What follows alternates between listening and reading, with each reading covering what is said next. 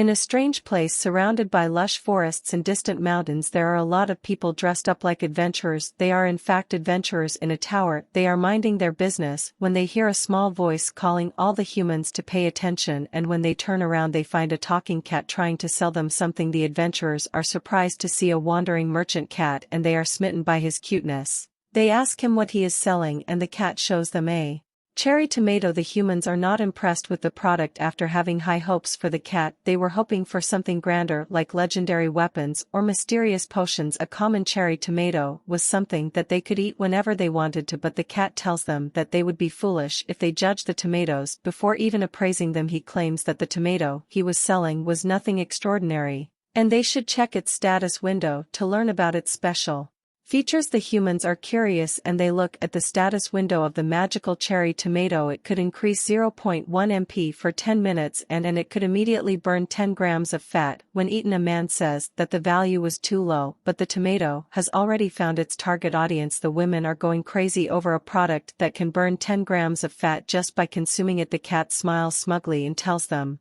that this tomato would cost them 0.5 tower coins per piece, but he is scared when the women adventurers rush at him willing to buy all the tomatoes he has for even a higher price. A competition breaks out among them and everyone wants to have the benefits for themselves. A man asks the cat where he got the tomatoes from and the cat smiles and tells him that it was a secret. Then we are shown the scene of a field where those cherry tomatoes are being grown. A man picks up a tomato, and it seems like he is packing up for today. He tells his assistant, a rabbit carrying a trolley full of tomatoes, that they have harvested enough tomatoes for the day. The man tells his other workers to take a break too, and we see two rabbits trying to harvest another crop. The man then squeezes a tomato into a cup and asks a honeybee to give him some honey. She spits out a big drop of honey and the man mixes the contents of the cup. His special energy drink is ready and he drinks it along with his rabbit helpers. The honey and cherry tomato juice is a vitality drink and the man says that this is how life should be. All his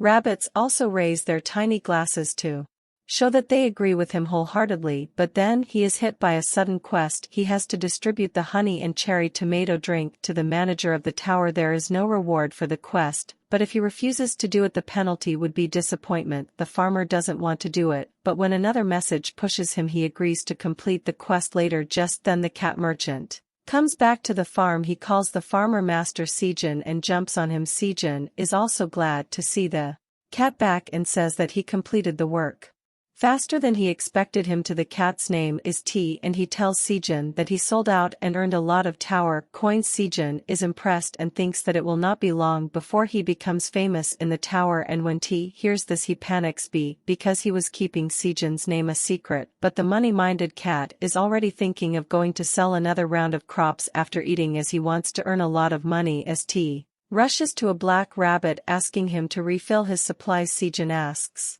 him to rest for a bit longer. The black rabbit shows exceptional skill at fishing and catches a few fish for T. Sejun watches T and thinks that he is addicted to earning money, but then he suddenly remembers something he had almost forgotten. Sejun takes a piece of charcoal and makes a symbol on a stone wall. The wall is half full of the same letter and this one was the 30th. Sejun says that it has been 150 days today. He introduces himself as Park Sejun, and his class is a tower farmer. Sejun is going to harvest the crops and the black rabbit and T jump on his shoulders and say that they will help him too. Sejun thinks back about how he has been in the tower for 150 days since he got lost. He looks at his fields with different types of crops growing and rabbits and bees helping him out, and then he gets ready to do some work too. He then begins telling the story of how he survived after getting lost in the tower 10 years ago. On an ordinary day a 99-story black tower suddenly appeared in the middle of Gangnam, and it was not just in Gangnam but in every corner of the world. A total of 100 towers appeared and every country started to investigate them, but all anyone could find was the height of the tower, which was 990 meters, and that it was made from a material strong enough to withstand nuclear bomb explosions. But then one day people started coming out of the tower walking right through the wall. There was an uproar and the news reporters surrounded them. They asked the returners how they entered the tower in the first place, and the answer they got was that one day a black hole appeared in front of them and they got sucked into the tower. When they opened their eyes, they found themselves on the first floor of the tower. The news gathered everyone's attention as the same incident was happening all over the world. The people who had gone missing a little while ago were suddenly found coming out of the tower. The following discoveries were made by collecting information from different people who escaped the tower, and they will be made public soon. All 100 towers are connected to one another, and when a person entered the tower they would find themselves on the first floor. There they would have to pick one role, either a warrior or a magician. A man is saying this in a press conference. He says that monsters start appearing on the second floor, and every time they clear a floor they get different rewards, and if they were lucky enough they would get a ticket like the man has. It was an item, and a rare one. At that, people who were sucked into the tower were called the Awakened, and they could enter and exit the tower as they pleased. But if any ordinary person wanted to enter the tower they would need this ticket, but it did not mean they could also climb up the floors of the tower. The reporters asked him what makes him think that people would volunteer to go into the tower which had dangerous monsters, and the next question is, what was the purpose of the tower's appearance? The man does not know the answer to the second question, but he is going to tell everyone why one would go to the tower. On his cue, a woman comes forward with a small treasure box in her hand, and when she opens it a heap of gold and jewels is piled up on the floor. The reporters stand up in shock, and the man on the podium tells them that he is sure of one thing: going up the tower will give them money. This was all a way to get people interested in entering the tower. The Awakened Association had the monopoly over the tickets, and they were charging a ridiculously high amount of money for them. The news of the ticket prices rising from 150 million to 200 million won is live, and a woman is watching it on her smartphone. She is in a mall shopping for vegetables and starts talking with the cashier. She complains that people were putting their lives on the line to make money in the tower, but it was too much for them to charge $200 million for one ticket. She asks the young cashier if he agrees with her, and he nervously tells her that she is right. He was Sejun, 26 years old, and trying to save money for something special. He calculates his savings and finds that after deducting all his expenses he had about $12 million to spare. He wonders how he could keep his dream alive if the prices for the tickets increased again. He is walking home after his job and he asks himself when will he be able to buy a ticket, but he knows that the better question was if he would ever be able to buy the ticket. He is tired of hustling so hard for money, but then he snaps out of his despair. He shouts at himself to keep his spirit up and not give up. He thinks that there will be some way to save more money. Just then he thinks of the vegetables he had bought at a low price. He could plant them because he had heard that their price was also increasing, and he had seen an advertisement for an automatic vegetable grower recently. It was endorsed by none other than his favorite idol Sarah. Sejun starts thinking optimistically, almost too optimistically. He thinks if he saves the money and buys a ticket he might land a contract with a good guild, and then if he cleared the tower he would propose to his celebrity crush. Sarah said Jean imagines how good that headline would look. As he giggles he cheers himself up, but then he notices something weird happening behind him. Sejun turns back to see a black hole-like portal and recognizes it as the vanishing point. It was the same phenomenon that sucked in the first generation of the Awakened. Sejun is excited. He thinks that the vanishing was here for him. He declares that he is ready to risk his life to climb up the tower and asks the black hole to take him in, but nothing happens. Instead the hole starts shrinking and Sejun is shocked, asking why it is getting smaller, but the hole is getting even smaller and is about to vanish. Sejun panics, saying that he will not let an opportunity like this pass him by. If the vanishing would not take him he would come to it himself. As he says these words Sejun jumps inside the hole. He lands on his face. When he reaches the other side he picks himself up and wonders if he really made it inside the tower. Sejun excitedly looks up. Speaking of all the things he knew were on the first floor, he wanted to see the fancy chandeliers, marble plaza and shops selling potions and equipment, but there is nothing like that here. Sejun is in a desolate hole somewhere in the wild. It is an underground dome with an opening at its top through which sunlight pours inside. Sejun gets up and looks at his surroundings, having no clue at all about where he was. He cannot believe it and screams in dissatisfaction, asking where the hell he was, and we see that he was somewhere far away from the tower in the middle of a forest. Inside the top floor of the black tower a crystal orb is glowing red and beeping. We see the silhouette of a dragon looking at that crystal ball with shock. The ball had detected a change in the tower and the dragon must find the cause, because that was its duty as the manager of the tower.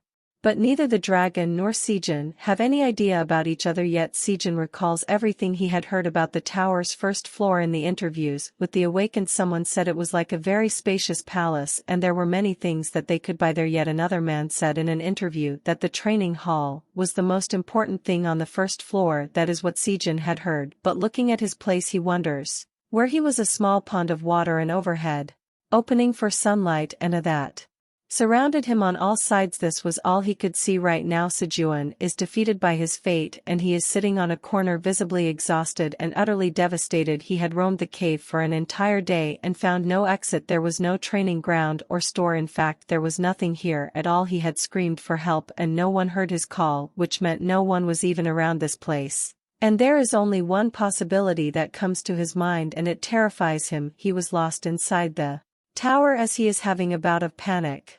His phone alarm rings. Sejun is sure that his alarm is accurate and it marked that one whole day had passed here. His stomach growls and Sejun admits that he was hungry. He takes out all the things he had with him: a bottle of water, some cherry tomatoes, green onions, sweet potatoes and an apple. That was all Sejun had with him and he decided to eat the apple first. Eating an apple in the morning was something he liked and the one he just ate is too delicious, but it is not nearly enough, and Sejun eats a sweet potato after it, and the texture, take and moistness of the sweet potato were something he was not expecting. It was much better than he expected it to be even though it was raw, but because he was talking while eating he choked on the sweet potato and drank water to swallow it. Then he lies down and thinks that it was a good meal. Sejun looks at the open roof of the cave and wonders how long he will stay here. He must find a way to escape before he runs out of food. He looks at the small amount of food he has and wonders how long it will last him. At this rate he will die of starvation if he is not rescued, but Sejun kicks the thought out of his mind, determined that he will not die like this. It was his dream to get into the tower and now that he was finally here, he was not going to die right away. He has an idea when he sees the apple core. Sejun takes it and plants it in the soil. Then he takes a green onion and snaps it near the base. He plans to eat the leaves as food and plant the roots to get more crops. He also takes 3 tomatoes and 2 sweet potatoes and plants them. Whatever is left now will be his food till the crops grow. Sejun says that he will do anything it takes to survive, that is until his crop plants grow up. He addresses them and says that he will wait for them, they are his future. But just then Sejun hears the scream of a monster that makes his hair stand on end. He is shocked. What he just heard was the sound of a monster, but there were no records of monsters on the first floor. And then everything turns dark and Sejun looks up to find something even more shocking. The moon has eclipsed the sun and Sejun knows that it was a blue moon. He hears the deafening scream of the monster again and his body cannot take the pressure the scream puts on it, and just as the scream stops Sejun notices a black dragon flying in the sky. He is mesmerized by the black dragon and says that it is beautiful. Then he loses consciousness and goes into a deep slumber, but something strange is happening with his green onions. They start shimmering at the top and new growth starts. Sejun is woken up by his alarm and his head is still aching. He looks at his phone to see how long he slept and he gets startled when he finds that he was unconscious for 2 whole days because he slept for 2 days on hard ground. His back is aching and he is much more tired than before, but as he sits down complaining that his whole body is hurting, his back gets some support. Sejun turns back to see a plant and wonders where a tree came from, but then he looks at it again and finds that it was a green onion plant, the same one he had planted. All of them had grown and they were gigantic. Sejun is perplexed. He wonders if green onions could grow this big in just 2 days. He realizes that this unnatural growth must be a property of the tower. He had seen a documentary that taught how the growth of plants was dependent on the environment, and he is sure that the tower's power has affected the green onions. Sejun is hit by the realization that maybe other crops are also ready now, and as he excitedly checks them he finds that tomato seedlings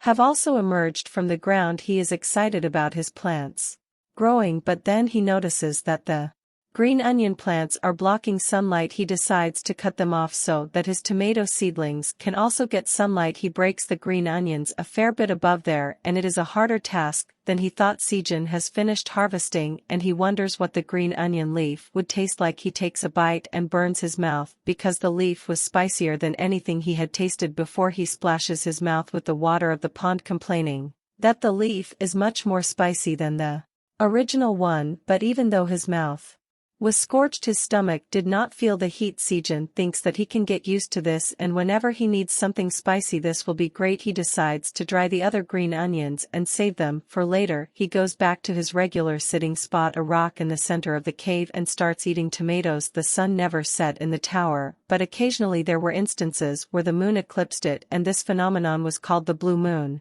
But the blue moon did not happen until the 10th floor. Sejun believed that he was somewhere on the first floor, but now he is not sure, and what was even more confusing was the dragon. It was not an illusion, and Sejun does not know which floor it was found on. When the tower appeared 10 years ago, one of the major guilds, called the Phoenix Guild, cleared the 37th floor. It was an achievement that has not been topped yet, and because of this the information about floors 30 to 37 was kept secret from the world. But there was plenty of information about the floors below 30.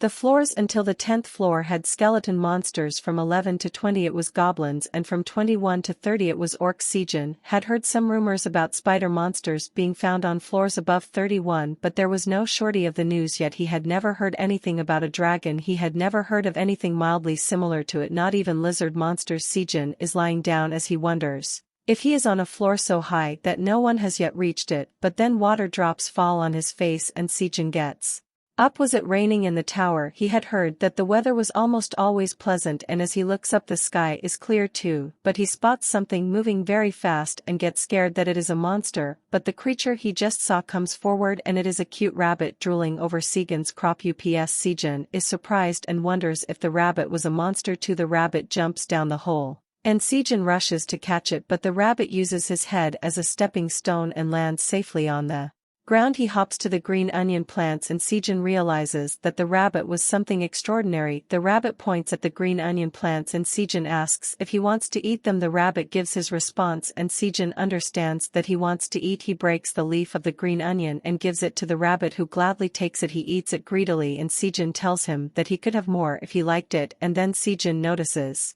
that the plants have already grown back at this rate.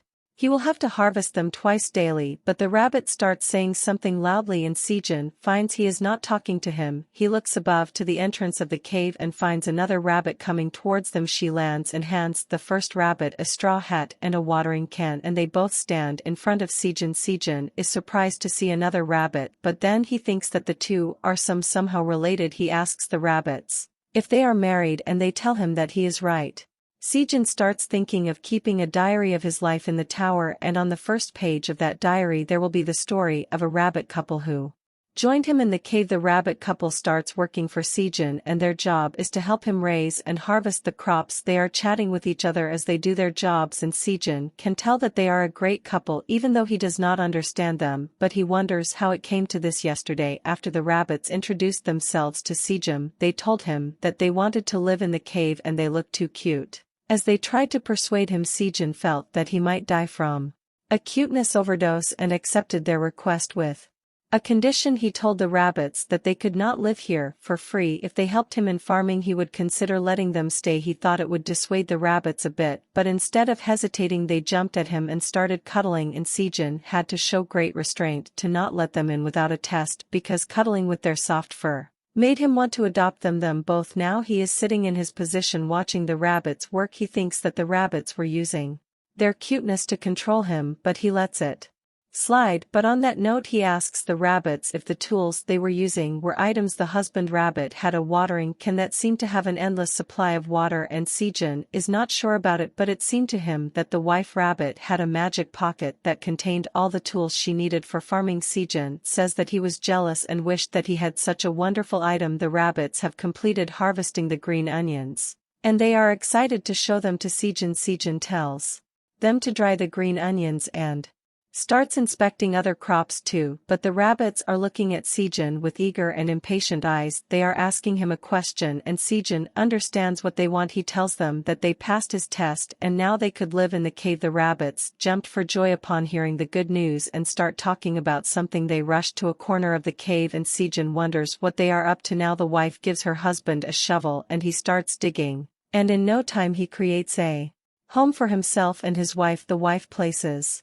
a floral wreath on the door to their new house and welcomes her husband to enter, but he is exhausted from digging and building a house and can barely stand. Sejun approaches them and says that the husband rabbit was great for making a house so quickly. The husband rabbit gives him a thumbs up, but then he feels his wife's hand on his shoulder. She is blushing and cutely pointing at the door, and the husband is terrified. He is scared, but his wife drags him along. For some sweet lovemaking. Sejun hears the sounds coming from their house and wishes the husband all the best, but he is crying inside as he is jealous of him for having a wife. That jealousy does not last long, and Sejun walks back to his spot. He says that it was boring to be alone in the cave, and now thanks to the rabbits he had someone to help him and something cute to look for. As he says this, Sejun lies down on the dried onion leaf. Smoke starts rising from under his back and Sejun feels something hot on his back. He jumps into a standing position and rolls on the ground feeling that his back is on fire. He is wondering what just happened as he gets up and he sees the reason behind it. The plastic water bottle filled with water was acting as a lens and burning the dried onion leaves. Inspiration finds Sejun and he goes into full wild survival mode. He starts acting like the host of a popular survival show. He says that the environment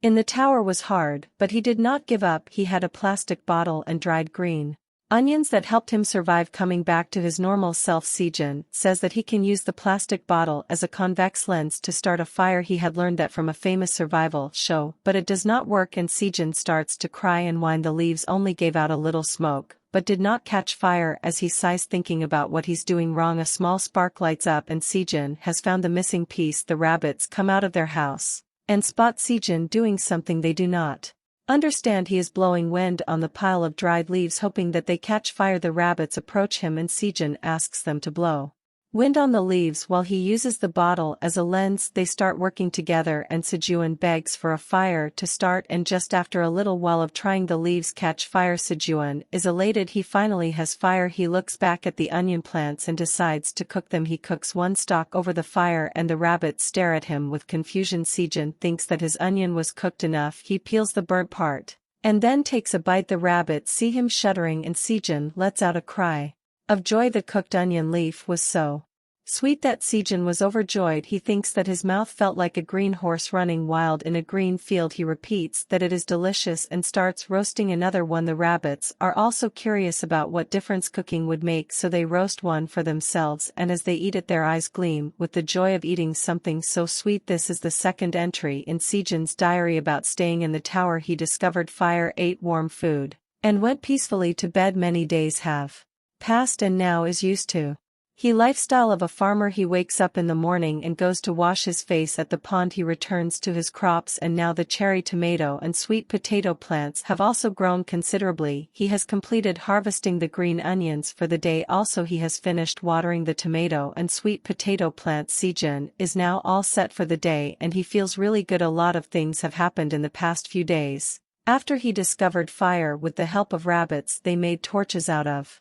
green onion leaves and put them around the cave. That helped him roam around the cave easily, especially in the dark areas like the pond. He was near the pond with a torch in his hand when he saw something moving in the water. A fish jumped out of the water and Sejun was so startled that he barely dodged its open mouth. The fish had jumped with too much power and found itself on land, not able to return to the water. This was the first time Sejun had seen it. He wonders if the fish was attracted to the light of the torch, and his intuition is proved correct, and just like that, Sejun discovered fish in the cave. He kills the fish and roasts it over the fire. Even though he has no seasoning, the fish is really tasty. Sejun finds the rabbits drooling as he eats the fish and asking for their share. He is shocked. He had not expected rabbits to be meat eaters, but since they were basically monsters, he thinks it was natural. 2 days after that, the blue moon showed up, and using his phone, Sejun found out that the blue moon appeared every 30 days on this floor. He was using a laptop and a power bank to keep his phone charged so that he could keep track of the date, but their batteries also dried out eventually, so Sejun had no choice but to start marking the number of days on a wall, and this was how he was keeping track of time. Now back in the present, it is the 61st day, and Sejun thanks the rabbits that go to bed exactly at 7 p.m. and wake up at 5 a.m. Because of that, he can keep counting the days without making mistakes.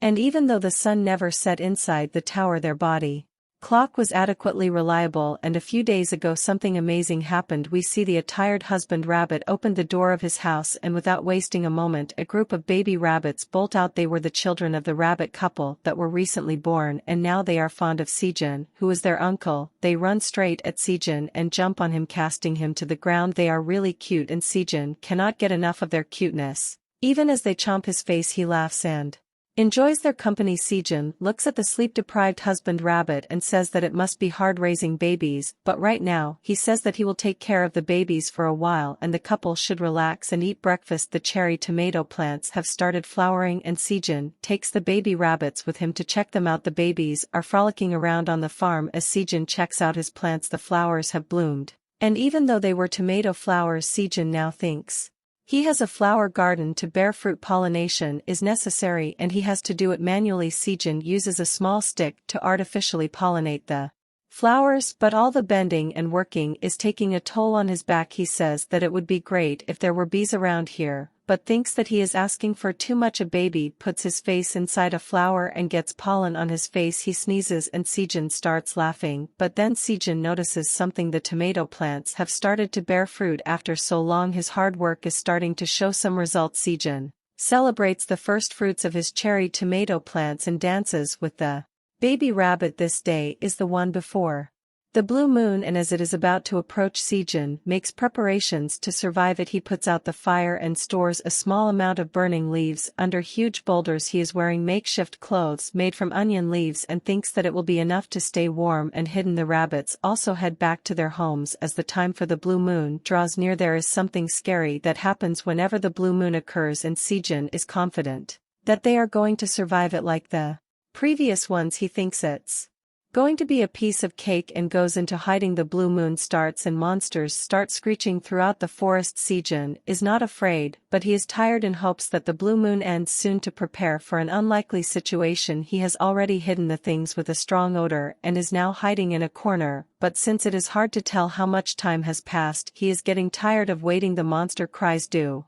not help either. They are far away, but they can still make him shiver as he hopes that this blue moon also passes without incident. He hears a loud roar. It was different and more intense than the voice of other monsters, almost like it was close to him, and indeed a huge monster was walking towards the cave, squashing full-grown trees beneath its feet. He approaches the entrance to the cave, which is too small in comparison to its size. The monster stares down the hole, and inside Sejun gapes as he sees it. Though he is scared of the giant bear-like monster in front of him, but thankfully the monster has not noticed him yet. Sejun thinks he should hide in a better place before the monster spots him. He is trembling as he picks up his bag and starts moving quietly and slow, but taking the bag with him turns out to be a mistake. The things inside the bag drop. A Sejun picks them up, and because of the loud noise created by the empty water bottle, the monster's attention is attracted. Sejun stares in horror first at his stuff and then up at the beast, who is now trying to peep inside the cave. Sejun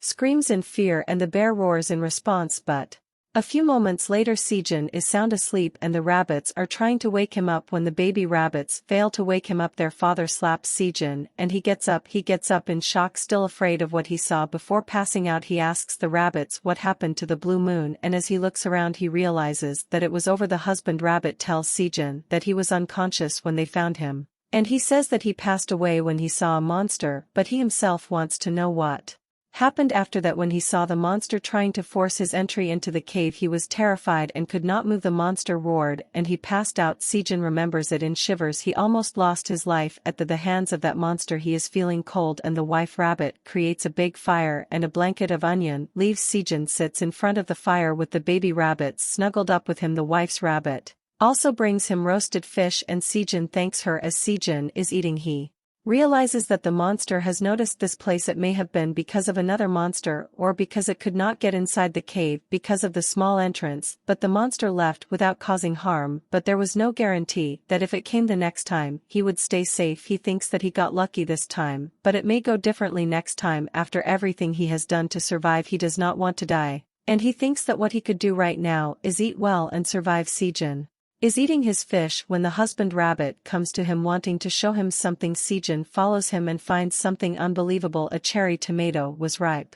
But it was nothing like he had expected. It was blue and glistening in the sunlight. Sejun is shocked, but the blue color is not the first thing he notices about the fruit. He bows down and tries to pick up the big and ripe fruit, and then he wonders why it was blue. He wonders if the tomato is ripe, and just then something appears in front of him. A window opens up in front of Sejun and it tells him that he has completed the quest to harvest the fruit containing the energy of the blue moon. Sejun is shocked. He cannot believe that the thing in front of him was an actual message window. The message on the window changes and now it says that the manager was interested in him because of his amazing achievements. It was keeping a keen eye on Sejun, but it was not happy. Sejun is confused. Why would the tower manager not be happy with him? And the husband rabbit does not know anything that is going on. Sejun is informed that he was not a duly invited guest and the tower manager has accepted it as a blunder. It wants to hide. Sejun is shocked and asks the window what it means. Was it a mistake that he ended up in the tower? He lashes out, saying that after he spent more than 2 months in this place, the tower manager dared to say that it was a mistake. He says that if that were the case, he should be allowed to go home immediately, but the window says that the tower master wanted to kill Sejun to eradicate all proof of this mistake. Sejun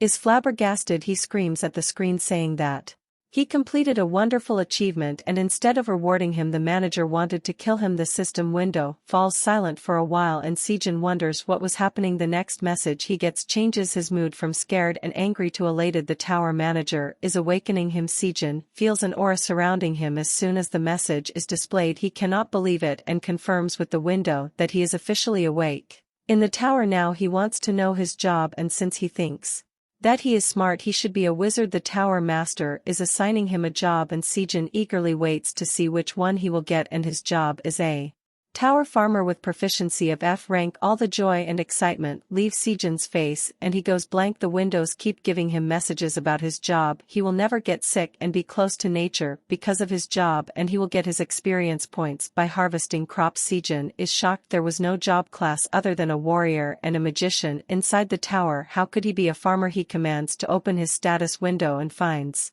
that his talent is ordinary and his stats are all at 1. He stares at his status window, but the only thing he can focus on is his ordinary talent. He thinks of a far-fetched scenario, one of a future where he succeeds in clearing the tower. He is the main guest of a late-night talk show and the host introduces him as the man who cleared the tower. Despite having ordinary talent, the host asks the audience to applaud for Sejun and then asks him what his job was. Sejun acts cool, and as he says that he was the tower farmer, everyone finds him attractive.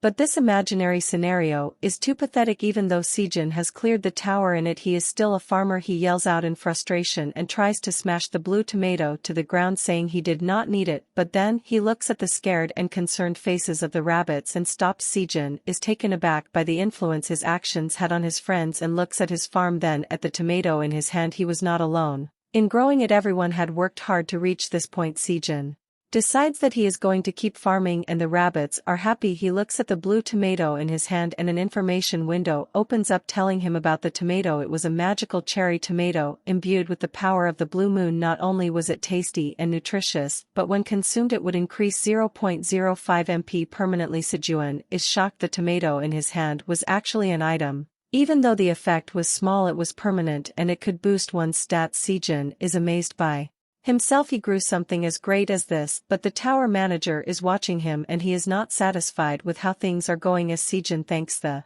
rabbits and celebrates with them for achieving this feat, a message window pops up in front of him. The quest had been triggered. He had to offer the blue cherry tomato to the manager. The reward for the quest was a job-related skill and the penalty for refusing was death. Sejun reads the entire message and when he reads that the penalty was death, he is scared. He asks the window if it wasn't a joke, and if it was in poor taste. With that, this video ends. Tell us what you liked about this story in the comments, and please don't forget to like and subscribe to see the next part of this story and more manhwa recaps like this.